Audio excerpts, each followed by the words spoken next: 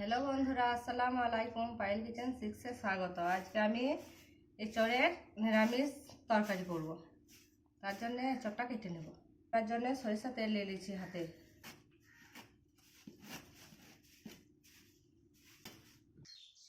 এই যে এচড়গুলো এইভাবে কেটে নিয়েছি ছোট ছোট করে। আমি এচড়গুলো সিদ্ধ করে নেব, সেই জন্য প্রেসার কুকারে দিয়ে দিচ্ছি।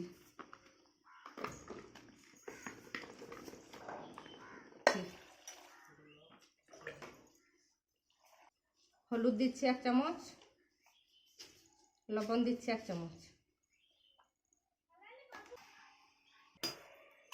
আমি এচড়ে আলু দেবো, সেই জন্য আলুগুলো ভেজে নেব।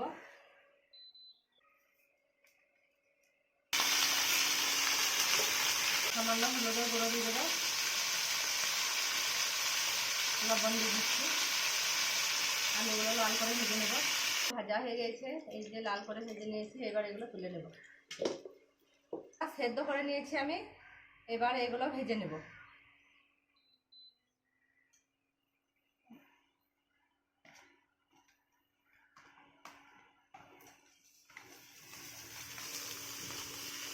ভাজা হয়ে গেছে, এবার আমি এগুলো তুলে নেব। আর একটা এলাচ দিয়েছি।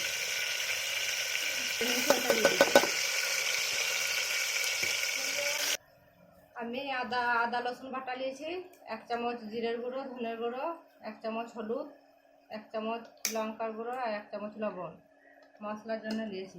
আদা বাটা দিয়ে দিচ্ছি, মশলাগুলো সব দিয়ে দিচ্ছি। আমার মশলাটা কষিয়ে নিয়েছি, আর এই যে ছোলা ভিজিয়ে রেখেছিলাম, ভাঙা ছোলা দিয়ে দিচ্ছি।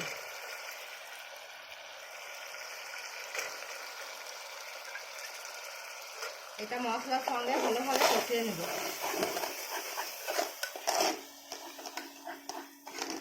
এই যে আমি মশলার সঙ্গে কলাইটা ভালোভাবে কষিয়ে নিয়েছি, এচড়টা ভালোভাবে কষিয়ে নেব।